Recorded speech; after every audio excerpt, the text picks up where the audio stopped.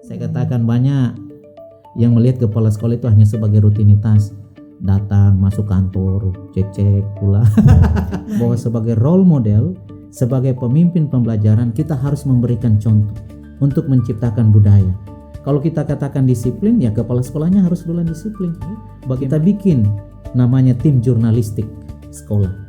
Nah, tim jurnalistik inilah yang menjadi think tank bagaimana anak-anak berkreasi di dalam pemanfaatan digital yang efeknya kepada kegiatan-kegiatan positif di media sosial.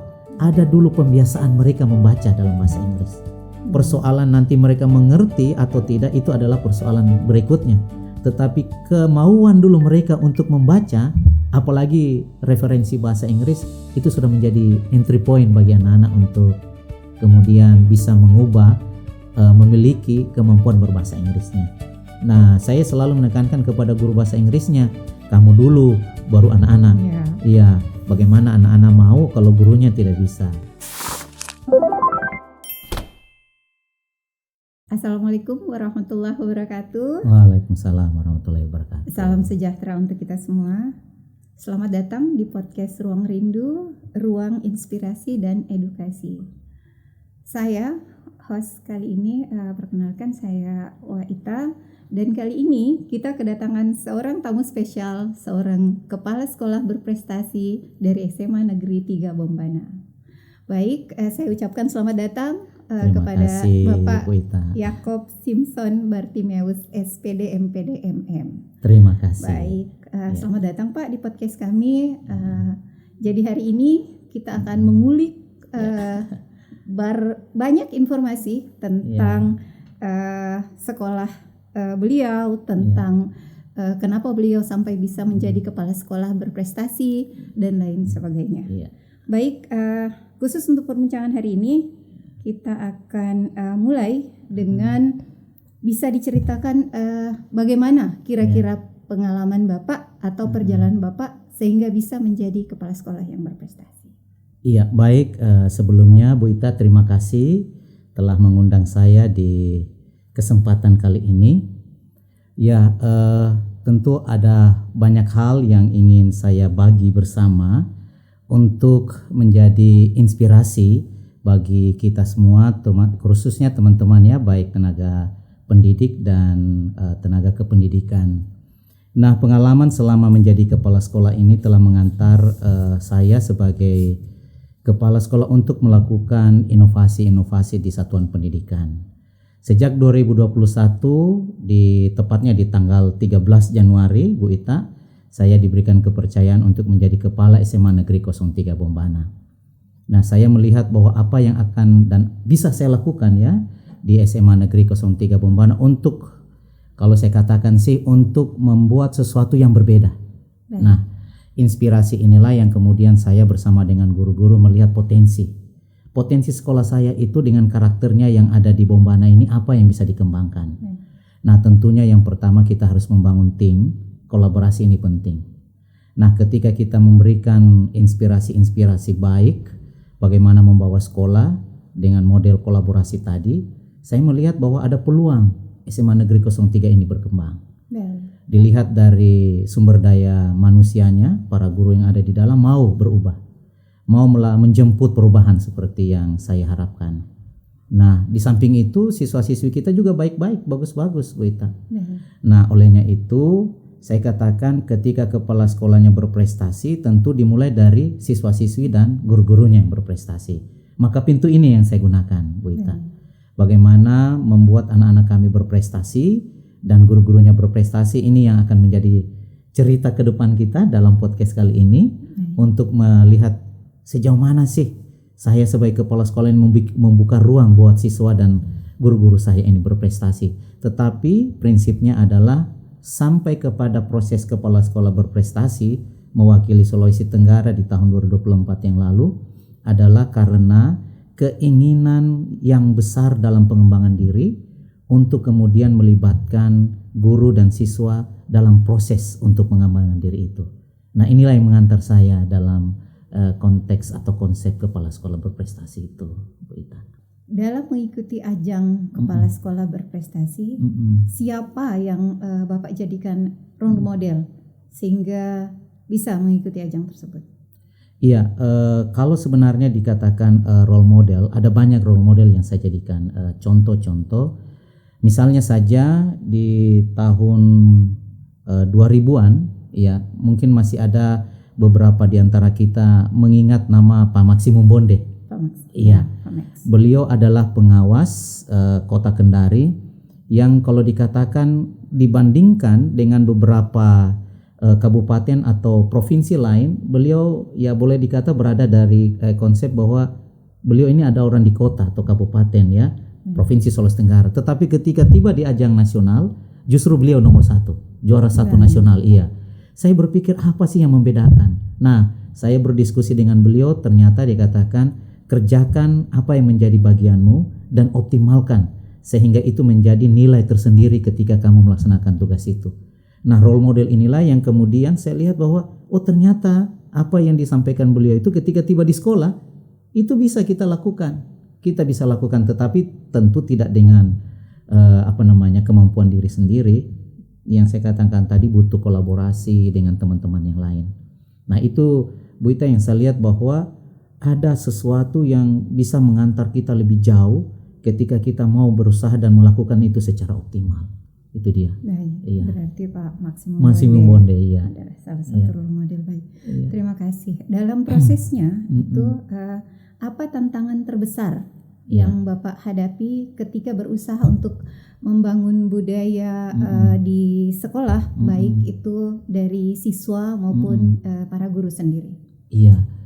Jadi kalau dikatakan pemimpin pembelajaran, bagaimana kita mengoptimalkan pengembangan sumber daya manusia, baik itu pengembangan diri sendiri dan warga sekolah. Nah, warga sekolah ini tentunya guru dan siswa. Nah, tantangan yang paling besar saya lihat ini adalah adanya resistensi dari guru. Artinya resistensi guru begini Bu Ita, mereka sudah nyaman sih dengan zonanya, zonanya selama ini. Mereka tidak melihat bahwa ada sesuatu yang berubah ini dari kebijakan pemerintah. Ada sesuatu yang sifatnya terbuka, ruang bagi mereka untuk sebenarnya meningkatkan kompetensinya. Jadi zona nyaman ini sangat mempengaruhi mereka untuk kemudian melakukan sudah nih begitu-begitu Ji itu dia gitu. Jadi mindset. Kalau dikatakan sekarang dengan konsep fix mindset, tidak mau berubah pola pikir tetap. Nah, itu tantangan yang utama kalau dari sisi guru. Sementara siswa-siswi kita ini mereka tidak pernah diperhadapkan dengan situasi yang kamu ini bisa berkompetisi dengan di luar sebenarnya. Selama ini kan mereka beraktivitas hanya di dalam lingkungan sekolah. Sehingga dari kondisi itu mereka juga merasa bahwa sudah seperti inilah yang terbaiknya kalau kita menjadi peserta didik.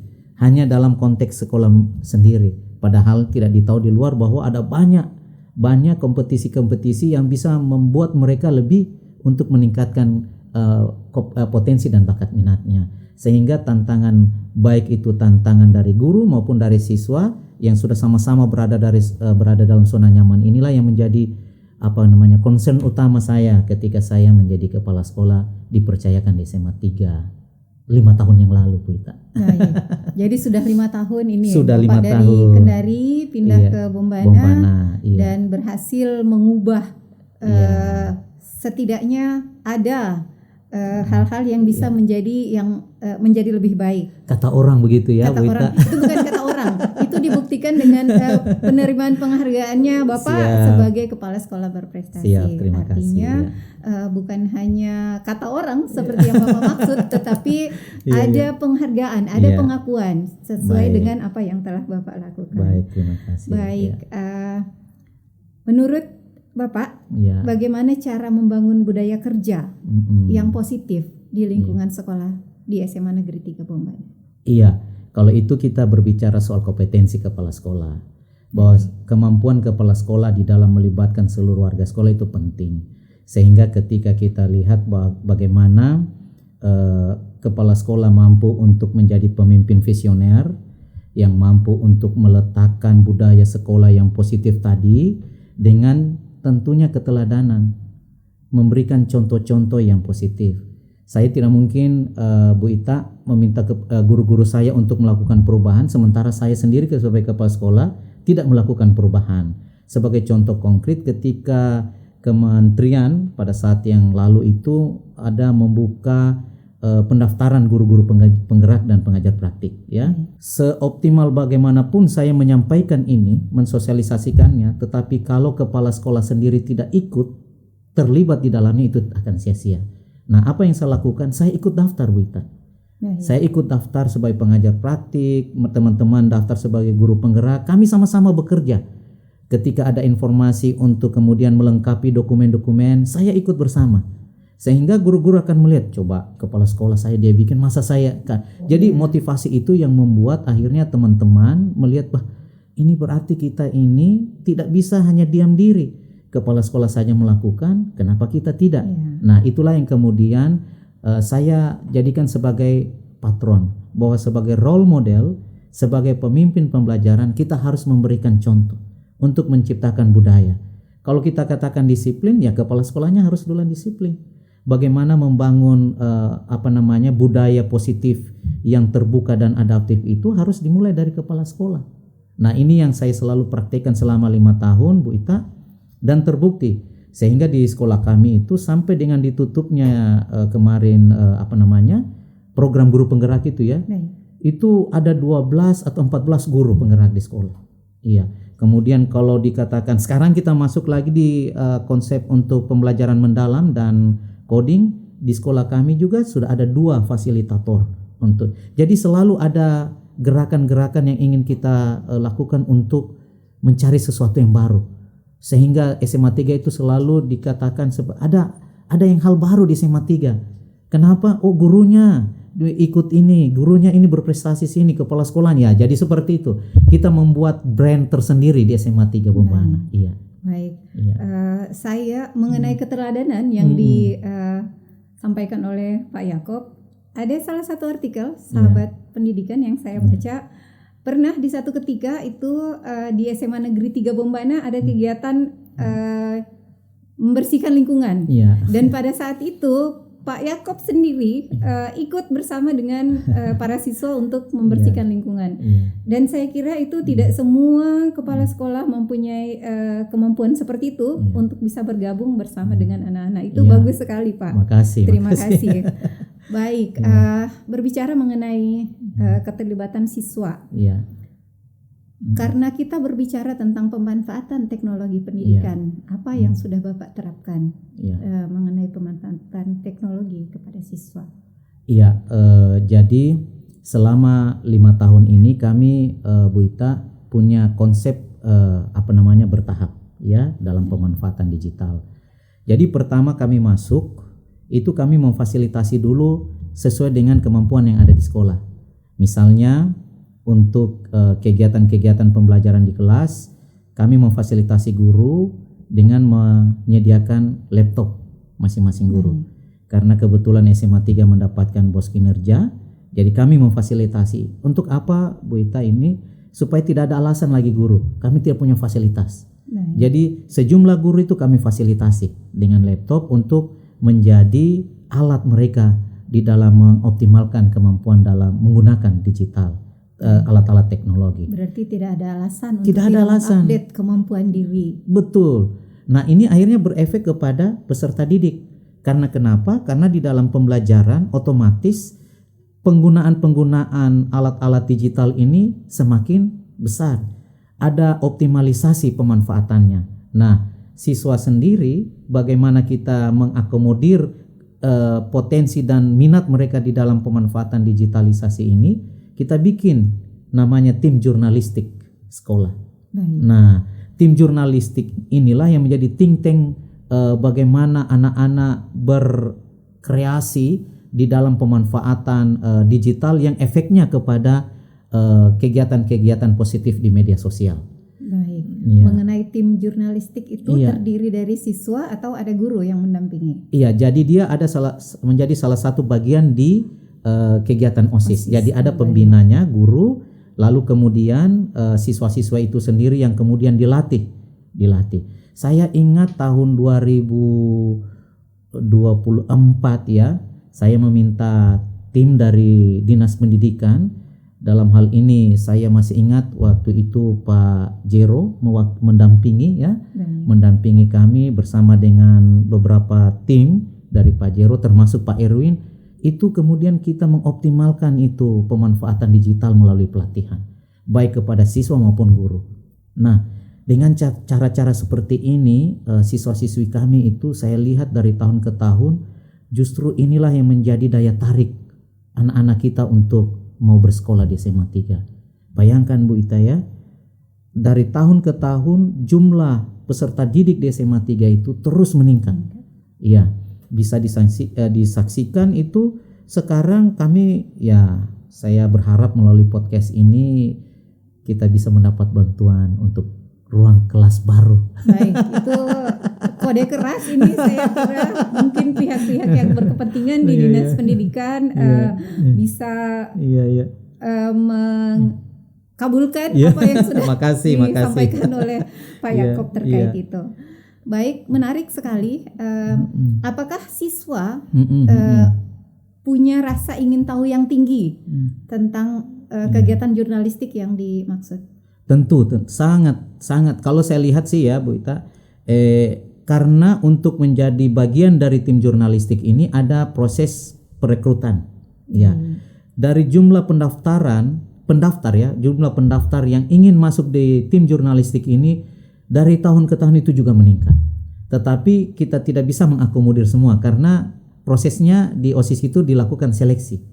Iya. Jadi kemampuan mereka di dalam menggunakan digital, alat-alat teknologi, terus kemampuan mereka public speakingnya gitu ya, sehingga ketika mewawancarai, ketika mengambil data dan seterusnya sampai pengeditan dan menghasilkan karya itu diseleksi dengan baik, sehingga anak-anak yang masuk ke tim jurnalistik ini boleh saya katakan anak-anak yang hebat karena itu yang menjadi corong SMA 3 terhadap apa-apa yang mereka lakukan dalam kegiatan-kegiatan bersama di sekolah. Bayangkan Bu Ita, dengan ini tahun lalu SMA 3 ini juara 1 inovasi daerah yang diselenggarakan oleh Brida. Iya, karena publikasi-publikasinya anak-anak kemudian diundang dan kemudian menghasilkan satu karya inovasi yang tidak pernah terbayangkan dan kemudian dipublikasikan dengan baik, dinilai dan akhirnya menjadi juara. Baik, itu kenapa siswanya bisa jadi juara karena memang dipimpin oleh kepala sekolah yang selalu memberikan motivasi kepada siswa agar bisa berprestasi. Seperti yang Bapak sampaikan di awal bahwa jangan kita berpikir karena kita ada di kabupaten kita betul. Tidak bisa berkompetisi dengan siswa-siswa dari daerah lain. Betul. Bahkan bisa sampai ke tingkat nasional. Baik, oke. Baik, kita ke pertanyaan tentang bagaimana meningkatkan literasi dan numerasi siswa di SMA Negeri 3 Bombay. Baik, jadi berdasarkan rapor pendidikan kami dari tahun 2022 ya, 2023 kalau saya 22 ya, itu kami melihat bahwa memang persoalan itu ada di literasi dan numerasi. Nah, setelah kami melihat ada persoalan di literasi numerasi, maka kami dalam tim pengembang sekolah itu mengintervensi melalui beberapa alternatif atau cara. Yang pertama, kita membedah terlebih dahulu rapor pendidikan kami, melibatkan pihak dinas melalui pengawas manajerial kami untuk melihat apa yang bisa kami lakukan. Ternyata setelah kami bedah bahwa kemampuan kompetensi guru-guru kami perlu ditingkatkan. Iya. Nah, apa yang kami lakukan melalui biaya operasional sekolah yang dianggarkan oleh pemerintah buat SMA 3 Bombana ini, maka kami intensif melakukan pelatihan-pelatihan, workshop-workshop untuk memberikan pemahaman kepada guru-guru bagaimana literasi numerasi kita ini bisa ditingkatkan. Dan itu sangat masif kita lakukan. Iya. Sehingga hasilnya apa? Di tahun 2024 nilai numerasi kami naik. Iya. Nilai numerasi kami naik, tinggal literasinya. Nah, terus kami lakukan pendampingan dan tahun ini di 2005 yang lalu nilai literasi numerasi kami itu sudah naik. Jadi semua indikator yang ada di rapor pendidikan itu sudah sangat baik. Nah, sehingga saya melihat bahwa ketika kita menggunakan rapor pendidikan ini sebagai referensi kita dalam melakukan perbaikan-perbaikan di satuan pendidikan, terlebih khusus lagi di literasi numerasi, itu sangat tepat sekali. Karena kita tidak bisa mengarang-arang, Bu Ita. Baik. Karena di rapor pendidikan itu sudah disampaikan indikator apa ini yang kurang, indikator apa yang kurang ini. Nah, intervensi itulah yang kita masuk di dalamnya. Guru kita fasilitasi dengan pelatihan-pelatihan yang intensif. Siswa-siswi kita dimediasi dengan model-model pembelajaran di kelas yang bisa memfasilitasi mereka untuk meningkatkan literasi numerasi. Tetapi terlebih dahulu memang gurunya yang harus dipersiapkan. Nah, ini strategi yang kami lakukan sehingga tahun ini literasi, numerasi, dan beberapa indikator di rapor pendidikan kami ini sudah berada di posisi yang baik. Baik. Iya. Itu menjadi dasar pertimbangan sebagian orang tua, saya kira, untuk memilih untuk menyekolahkan anaknya di SMA Negeri 3 Bombana karena selain kepala sekolahnya tadi sudah disampaikan, siswa-siswanya juga mempunyai banyak kegiatan positif yang bisa mereka salurkan dan itu difasilitasi oleh pihak sekolah, dan bukan hanya mereka menyalurkan itu, mereka bahkan bisa berprestasi sampai memperoleh penghargaan di tingkat yang lebih tinggi. Makasih. Menurut Bapak, apa tantangan terbesar menjadi kepala sekolah saat ini? Iya, kalau saya sih sesuai dengan pengalaman yang ada ya, itu saya melihat bahwa tantangan terbesar itu dari diri saya sendiri. Iya. Saya tidak mau melihat dulu faktor eksternal dari luar, tetapi faktor eksternal dari diri, karena begini. Banyak orang melihat bahwa kepala sekolah itu sebatas hanya menjadi kepala sekolah dalam hal memimpin ya, sebagai penanggung jawab semata. Tetapi kalau saya melihat bahwa kepala sekolah ini ya, kita punya dua pundak ya Bu Ita. Kita harus menggunakan dua pundak ini. Kalau kepala sekolah menggunakan dua pundak, berarti dia harus mengembangkan dirinya dan juga mengembangkan diri orang lain. Nah, proses mengembangkan diri orang lain ini tidak bisa kita lakukan kalau kita tidak mengembangkan diri dulu. Nah, ketika kita sudah bisa mampu untuk mengembangkan diri, maka kita bisa mengembangkan orang lain. Nah, dua pundak ini yang harus kita gunakan bersama-sama. Tidak bisa kita tuntut orang lain bekerja sementara kita tidak membuktikannya. Nah, itu yang harus menjadi catatan kalau saya sih itu. Sehingga ketika saya menjadi kepala sekolah, catatan pertama saya adalah bagaimana saya bisa melakukan contoh-contoh baik terhadap guru-guru saya. Kalau saya bisa melakukan praktik-praktik baik itu tanpa saya berkata-kata pun, mereka sudah akan bisa dan ikut terlibat di dalam. Itu yang paling utama. Sehingga tantangan itu kalau saya katakan terberat ada dalam diri sendiri. Bagaimana kita memotivasi diri untuk melakukan yang terbaik untuk sekolah. Jadi kalau ada yang mengatakan apa yang kamu negaramu berikan bagaimana itu, jangan tanyakan apa yang negaramu berikan padamu, tapi tanyakan apa yang kamu berikan buat negara. Seperti itu mungkin. Jangan tanyakan apa yang sekolah berikan bagimu, tapi tanyakan yang apa bisa kamu berikan bagi sekolahmu supaya sekolah itu maju. Kalau kita tidak berpikir begitu, kita hanya sekedar datang dulu, rutinitas. Saya katakan banyak yang melihat kepala sekolah itu hanya sebagai rutinitas, datang masuk kantor, cek pula. Baik. Betul. Menarik sekali karena tidak semua orang dalam hal ini kepala sekolah mempunyai pemikiran yang sama, bahwa kita tidak harus maju sendiri, tetapi kita harus memajukan juga warga sekolah. Betul. Bukan hanya guru tetapi juga siswa dengan berbagai macam inovasi yang dilakukan. Dan hal ini sudah dibuktikan oleh Pak Yaakob. Alhamdulillah bukan hanya guru dan juga siswa-siswanya ikut berprestasi. Kali ini kita akan membahas lagi pertanyaan lanjutan mengenai keterbatasan anggaran dalam pengelolaan sekolah. Kira-kira apa yang Bapak lakukan untuk mengatasi keterbatasan anggaran untuk pengelolaan sekolah di SMA 3 Bombana? Saya melihat begini soal anggaran, Bu Ita. Mungkin saya melihat dari kacamata yang berbeda ya. Nah, sebenarnya pemerintah saat ini sudah melakukan telah melakukan sesuatu yang sangat optimal. Karena saya katakan bahwa sekolah-sekolah juga itu kan penerimaan anggaran terutama ya yang sekarang bersumber dari biaya operasional sekolah itu sangat proporsional.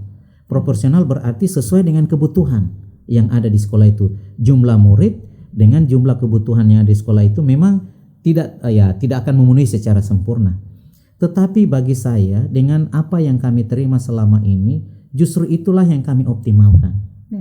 Nah, kenapa demikian? Karena kami berpikir bahwa setiap anggaran yang sudah kita terima dari pemerintah itu kalau kita manfaatkan dengan optimal, saya pastikan dia akan berdampak terhadap hal-hal lain yang akan membawa dukungan-dukungan dari luar di samping anggaran yang kita terima. Misalnya saja SMA 3. Dengan dana yang ada kami terima dari jumlah siswa kami yang saat ini berjumlah 964 ya. Waktu saya masuk itu baru sekitar 600-an, 500-600. Nah, berkurun saya ini ya sudah naik sampai sekitar 964 gitu. Nah, kami mengoptimalkan dengan catatan pemanfaatan digital tadi, terkomunikasi baik di luar sehingga kami akhirnya bekerja sama dengan beberapa NGO lainnya. Nah, kita tidak hanya tergantung dari dana-dana pemerintah, tetapi NGO ini pun tidak memberikan dalam dana uang, tidak, tetapi dalam bentuk kegiatan. Misalnya kita berbicara dengan Rotary International Club ya dengan Australia. Dia menawarkan kami itu dengan program Teaching in the Box. Mereka memberikan kami fasilitas, sekolah diberikan ruang untuk mendapatkan informasi-informasi melalui digital library-nya ya, walaupun masih terbatas karena jaraknya untuk mengakses itu hanya sekitar 100 meter dari tempat hotspot di mana alat itu disimpan, tetapi itu sudah membantu. Yang kedua, kami bekerja sama dengan Goethe Institut Jerman. Iya, itu memfasilitasi siswa di dalam lomba-lomba science film festival. Artinya ada praktek-praktek di bidang MIPA yang bisa langsung terkoneksi dengan Goethe Institut. Jadi mereka memfasilitasi kami dengan praktik-praktik ilmiah yang kalau kita tidak gunakan kesempatan ini, anak-anak kami tidak akan bisa berinteraksi dengan anak-anak di Jawa, anak-anak di Kalimantan, dan justru akan butuh biaya besar kalau dari dana sekolah. Tetapi dengan Goethe Institute kami difasilitasi walaupun masih lewat teleconference gitu ya, tetapi kita sudah dituntun untuk melakukan praktik-praktik ilmiah. Dan yang terakhir kami kerjasama dengan tie-ups India. Nah, ini berkenan dengan anak-anak yang mau melanjutkan pendidikan untuk mendapatkan beasiswa. Nah, termasuk guru-guru kami untuk peningkatan kompetensi mereka melalui pelatihan-pelatihan itu kita bisa kerjasama dengan 3, untuk sementara kami 3 ya, dengan yang NGO luar negeri, India, Jerman, dan Australia. Nah, kalau kita tidak mengoptimalkan itu, mana cukup anggaran yang ada di sekolah, sehingga kita berpikir bahwa oke lah, pemerintah sudah memberikan dana sebesar ini, kita optimalkan untuk hal-hal yang memang prinsip prioritas, tetapi hal-hal yang bisa kita manfaatkan dengan kerjasama kita dengan kemitraan dengan yang di luar, mengapa tidak? Supaya kita mengurangi pembiayaan-pembiayaan. Jadi itu, kalau saya sih lebih mengoptimalkan apa yang ada, lalu kemudian membangun kemitraan dengan NGO atau organisasi yang tertarik, ya memiliki ya ketertarikan dalam dunia pendidikan. Baik, saya tertarik dengan salah satu NGO dari Australia dengan programnya Teacher in the Box. Apakah siswa memiliki kemampuan untuk bisa mengakses itu secara sepengetahuan saya itu semua ada dalam bahasa Inggris. Apakah banyak siswa yang sudah mengakses dan apa dampaknya bagi pembelajaran bahasa Inggris di kelasnya mereka masing-masing? Iya, baik. Nah, inilah tantangan, tetapi saya lihat ini sebuah kesempatan, Bu Ita. Karena referensinya semua dalam bahasa Inggris, maka saya meminta kepada anak-anak bahwa gunakan dulu, manfaatkan dulu, dan akan didampingi oleh guru-guru bahasa Inggrisnya. Nah, saya yakin bahwa kalau berbicara bahasa itu kan kita katakan language is habitual. Bagaimana bahasa itu menjadi sebuah kebiasaan yang akan menghasilkan kalau dikatakan habitual ya, kebiasaan budaya. Nah, dengan cara itu ya saya tidak akan menuntut dalam waktu cepat ya Bu Ita, mereka akan, tetapi saya ingin melihat bahwa ada dulu pembiasaan mereka membaca dalam bahasa Inggris. Persoalan nanti mereka mengerti atau tidak itu adalah persoalan berikutnya. Tetapi kemauan dulu mereka untuk membaca, apalagi referensi bahasa Inggris, itu sudah menjadi entry point bagi anak-anak untuk kemudian bisa mengubah, memiliki kemampuan berbahasa Inggrisnya. Nah, saya selalu menekankan kepada guru bahasa Inggrisnya, kamu dulu baru anak-anak. Iya, bagaimana anak-anak mau kalau gurunya tidak bisa. Jadi ya ada banyak tantangan, tetapi Bu Ita saya lihat itu sebuah kesempatan-kesempatan yang mungkin kita tidak akan bisa lihat dalam waktu cepat hasilnya. Iya, tetapi 5, 10 atau 20 tahun yang akan datang bisa jadi di SMA 3 sudah muncul anak-anak kita yang ya penulis dalam bahasa Inggris. Baik. Seperti itu. Karena memang seperti yang Bapak sampaikan, pembelajaran bahasa itu dia berdasarkan kebiasaan. Kalau kita tidak memulai untuk biasa berbahasa, itu memang agak sulit. That's why kita biasanya menggunakan kata practice, and practice. So you have to practice. Kalau sudah sering mempraktekkan, itu akan lancar dengan sendirinya. Baik, itu mengenai ala bisa karena biasa ya, Bu Ita. Karena biasa, baik, betul itu. Jadi memang siswa-siswa sedikit pesan yang bisa saya sampaikan terkait pembelajaran bahasa, jangan takut untuk belajar. Berbicara, jangan takut untuk salah, karena kalau kita tidak pernah salah, kita tidak tahu bagaimana cara membetulkan itu. Saya pikir itu Bu Ita yang menjadi poin. Ada ya orang bilang kata learning by doing. Tidak akan bisa kita lakukan kalau kita tidak pelajari. Jadi kalau kita tidak memulai, kapan gitu ya? Siap. Menarik sekali. Mudah-mudahan seperti yang Bapak sampaikan, dalam 5 atau 10 tahun ke depan akan ada siswa-siswa dari SMA Negeri 3 Bombana yang akan bisa menulis, bahkan membuat tulisan dalam bahasa Inggris. Itu cita-cita, semoga. Oke, baik. Selanjutnya Pak, guru, kita ke guru ini, Bapak selaku kepala sekolah, dengan berbagai kurikulum yang berganti-ganti. Apa yang Bapak lakukan untuk menjaga motivasi guru di tengah beban administrasi yang tinggi? Iya, benar sekali Bu Ita. Jadi tantangan selanjutnya yang ada di sekolah itu adalah adaptasi terhadap kurikulum dan kebijakan-kebijakan yang ada yang baru sekarang. Nah, kemudian bagaimana saya sebagai kepala sekolah untuk menjaga eksistensi komitmen dan kalau katakan konsistensinya guru-guru kita untuk tetap memiliki motivasi semangat. Saya katakan bahwa ini adalah sebuah tantangan yang baru. Saya selalu katakan tantangan berarti sebuah kesempatan. Karena apa? Karena tidak semua orang memiliki kesempatan untuk menikmati tantangan tersebut. Nah, sehingga sebagai contoh, misalnya saya katakan kita ada dalam konsep pembelajaran mendalam sekarang ya. Setelah ada perubahan dari pendekatan yang lalu, sekarang ada pendekatan pembelajaran mendalam. Ya mungkin saja ada banyak guru-guru yang menyampaikan bahwa apalagi ini ya, kebijakan apa lagi ini. Tetapi saya selalu melihat dari sudut yang berbeda, sehingga motivasi saya ke guru-guru itu ada lihat dari sudut yang berbeda. Ketika ada hal yang baru, semasa kita ada di situ, kesempatan kita untuk mengetahui hal yang baru itu. Maka untuk mengetahui hal yang baru itu kita harus ikut belajar. Melalui apa? Kegiatan workshop yang dilakukan di sekolah, kegiatan pelatihan-pelatihan, kegiatan komunitas-komunitas belajar di sekolah, sehingga kombel-kombel itu saya sangat intensif lakukan. Supaya apa? Ini yang menjaga eksistensi motivasi mereka di dalam melihat kebijakan-kebijakan baru. Oh, ternyata tidak sesulit yang mereka pikirkan. Oh, ternyata kebijakan yang baru sekarang ini mengasihkan. Sebagai buktinya, ya teman-teman kita sekarang itu ada beberapa dari mereka yang menjadi fasilitator.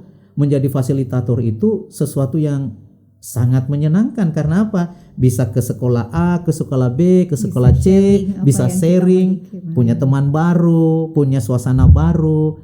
Jadi saya katakan kita tidak harus berada dalam, ya kalau saya katakan kaku ya. Dengan ada kebijakan ini, maka ada ruang baru bagi kita untuk belajar, memiliki teman yang baru, suasana yang baru, pengetahuan yang baru. Belum tentu suatu saat kau diberi kesempatan yang sama lagi untuk mendapatkan hal yang seperti itu. Jadi ya saya selalu mengantarnya ke sudut pandang yang berbeda. Kalau orang katakan itu positive thinking lah yang kita kembangkan dulu. Karena kalau kita sudah lihat dari sisi negatifnya Bu Ita, seperti kita sirami batu, dia akan tercecer di mana-mana. Tapi kalau kita kembangkan dan positive thinkingnya, seperti kita siram di tanah yang gembur, langsung dia masuk dia. Begitu ya. Memang sebenarnya kalau kita lihat ketika guru sudah menutup diri untuk perubahan, maka memang dia tidak akan bisa berkembang. Tetapi ketika dia membuka diri dan memperbaiki, apalagi meningkatkan kapasitas dirinya, itu pasti dia akan bisa berkembang. Baik. Betul. Sebelum kita akhiri, saya mau menanyakan sedikit, apa pesan Bapak selaku salah satu kepala sekolah berprestasi di Sulawesi Tenggara kepada para kepala-kepala sekolah lainnya untuk bisa berprestasi, itu kira-kira seperti apa? Saya dalam hidup ini punya moto ya, kalau saya katakan moto atau ya sejenis tagline lah, tapi itu sepertinya klise dan ini moto sudah sering digunakan di mana, tapi saya pikir itu cocok buat saya. Dalam bahasa Inggris dia katakan gini, do the best and let God do the rest. Iya. Artinya apa? Lakukan saja yang terbaik. Optimalkan saja potensimu. Nanti sisanya Tuhan yang atur. Iya. Pokoknya kita di mana itu Tuhan dia sudah atur. Daripada kita pergi mau atur-atur Tuhan lama-lama. Iya, betul. Saya punya prinsip begitu, Bita. Jadi di mana saja saya ditempatkan, apalagi dalam tugas dan tanggung jawab sebagai kepala sekolah ya, dengan kondisi sekarang 64 guru ya, 964 siswa ya, dengan jumlah siswa terbanyak di Bombana, dengan dari tahun ke tahun kita bersyukur dengan hal itu. Dan saya yakin bahwa Tuhan tidak pernah tinggalkan setiap hamba-hambanya yang datang berserah ya, berdoa. Mudah-mudahan saja dalam perjalanan hidup ya kita selalu diingatkan kepada hal-hal positif, sehingga ya tentu di bulan puasa ini ya Bu Ita, kita selalu saling mengingatkan bahwa kita lakukanlah yang terbaik, biar Tuhan yang lakukan selebihnya ya, supaya kita benar-benar tidak lagi berfokus yang aneh-aneh. Fokus kita itu kepada tugas dan tanggung jawab saja. Apa yang diperintahkan laksanakan. Itu dia. Baik, bagus sekali poinnya. Jadi selaku manusia biasa, selaku orang yang beriman, pasti ketika kita sudah berusaha untuk melakukan yang terbaik, sisanya kita serahkan kepada Tuhan. Apapun yang Tuhan lakukan itu pasti yang terbaik. Itu yang harus kita tanamkan di dirinya kita masing-masing. Baiklah. Jika saja Pak Yakob diberi satu hal untuk memperbaiki sistem pendidikan di Indonesia secara keseluruhan, apa yang akan Bapak lakukan? Kesempatan itu ya, kalau ada, tentu saya sebagai orang yang bergerak di dunia pendidikan, saya ingin pastinya memperhatikan sesama guru-guru, sesama tenaga kependidikan. Ya, kita selalu berbicara soal kesejahteraan. Iya. Saya kalau suatu saat diberikan bagaimana caranya guru-guru kita ini tidak berpikir lagi mencari sesuatu di luar tugas tanggung jawab, sehingga betul-betul ya memang tidak ada kata cukup, tetapi dengan kondisi yang ada sudah sangat baik. Tetapi sekiranya itu yang namanya kita mengandai-andai ya, saya ingin guru-guru kita itu tidak lagi berpikir sesuatu yang lain selain tugas tanggung jawabnya, karena sudah terpenuhi, difasilitasi oleh pemerintah secara paripurna. Baik. Karena memang kalau kita berbicara tentang tugas guru, itu memang bukan hal yang mudah. Betul, Bu. Sangat banyak yang harus kita lakukan, baik untuk selaku pendidik dan juga mengajarkan hal-hal yang baik kepada siswa. Ketika waktu kita terfokus hanya untuk mengajar, itu pasti hasilnya lebih baik dibandingkan dengan kita mengajar juga kemudian kita mencari dalam tanda petik di tempat lain juga. Itu pasti tidak akan maksimal hasilnya. Betul, Bu Ita. Baik, luar biasa perbincangan kita hari ini, Pak Yakob. Terima kasih. Hari ini kita belajar bahwa kepemimpinan itu bukan hanya soal administrasi, tetapi bagaimana tentang visi, kemudian kolaborasi baik dengan guru maupun siswa, tentang keteladanan yang sudah Bapak lakukan. Itu ketika saya membaca itu saya merasa bahwa salah satu hal yang buat Pak Yakob itu berprestasi itu ternyata bukan hanya lewat bicara tetapi juga lewat tindakan yang sudah Bapak lakukan dengan bersama-sama dengan siswa, dengan guru itu sudah merupakan teladan yang bisa kita tiru. Baik, semoga pengalaman dan praktik baik yang telah dibagikan hari ini itu menjadi inspirasi bagi para kepala sekolah, para guru-guru lainnya. Semoga bisa menerapkan apa yang sudah diterapkan oleh Pak Yakob di sekolahnya masing-masing, sehingga kita harapkan ke depannya akan ada banyak kepala sekolah baru yang mempunyai inovasi dan berbuat lebih baik untuk sekolahnya, sehingga pada akhirnya nanti kita akan bisa membuat pendidikan di Sulawesi Tenggara khususnya itu bisa menjadi lebih baik. Saya selaku host pamit undur diri. Terima kasih. Sampai jumpa di episode podcast berikutnya. Wassalamualaikum warahmatullahi wabarakatuh. Waalaikumsalam warahmatullahi wabarakatuh.